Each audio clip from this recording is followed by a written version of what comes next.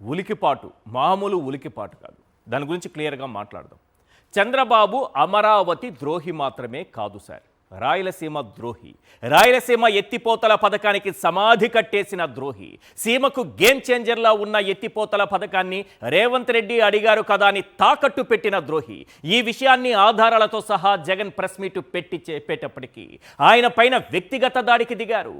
River బేసిన్కు river బెడ్కు తేడా తెలియని వాళ్ళు ఇష్టారీతిన బరి తెగించి మాట్లాడుతున్నారు. ఒక్క విషయం అందరూ గుర్తుపెట్టుకోవాలి. సీమ ఎత్తిపోతలకు సమాధి కట్టిన బాబు అమరావతిలో ఎత్తిపోతల పథకాలు పెట్టి నీళ్ళెత్తిపోస్తున్నారా లేదా? దానికోసం వేల కోట్ల ప్రజాధనాన్ని వరదని నోట్లో పోస్తున్నారా లేదా? 8,000 కోట్లు ఖర్చు పెట్టి నీళ్లు ఎత్తిపోసే కార్యక్రమాలు చేయాలని వరల్డ్ బ్యాంక్ తన రుణ డాక్యుమెంట్లో చెప్పిందా లేదా? నిన్నగాక మొన్న నీళ్ళెత్తిపోయడానికి 450 కోట్లు కేటాయించామని మంత్రి నారాయణ స్వయంగా తన నాలుకతో చెప్పారా లేదా? 19 నెలలుగా పిచ్చి మొక్కలు పీకుతున్నామని, ఇప్పటి వరకు 3,400 ఎకరాల్లో పీకామని, ఇంకా 34,000 ఎకరాల్లో పిచ్చి మొక్కలు పీకాల్సి ఉందని ఇదే నారాయణ అదే నాలుకతో అన్నారా లేదా?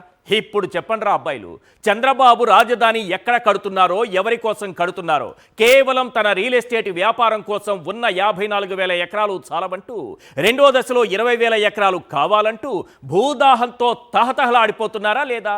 ఒక్కటి మాత్రం నిజం, ఇదే అమరావతికి అత్యంత సమీపంలో జగన్మోహన్ రెడ్డి సొంత ఇంటిని నిర్మించుకున్నారా లేదా? మరి చంద్రబాబు ఇప్పటి వరకు అదే అమరావతిలో సొంతిల్లు ఎందుకు కట్టుకోలేదు? కరకట్ట మీద కట్టిన అక్రమ నివాసంలోనే చంద్రబాబు ఇంకా ఉంటున్నారా లేదా?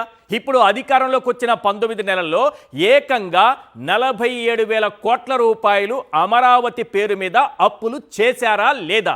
తొలి విడత తీసుకున్న 50,000 ఎకరాల్లో మౌలిక సదుపాయాల కల్పనకే ఎకరానికి 2 కోట్ల చొప్పున 1,00,000 కోట్లు అవసరమని కేంద్రానికి చంద్రబాబు డిపిఆర్ సమర్పించారా లేదా? ఇప్పుడు మరోసారి సేకరిస్తున్న 50,000 ఎకరాలకు ఇంకో 1,00,000 కోట్లు అవసరమవుతాయా లేదా? ఈ లెక్కన అమరావతి ముసుగులో 2,00,000 కోట్ల అప్పుల భారం ప్రజలపై వేయాలని స్కెచ్ గీశారా లేదా? ఈ అంశాలన్నింటినీ చూసిన తరువాత టుడేస్ బిగ్ క్వశ్చన్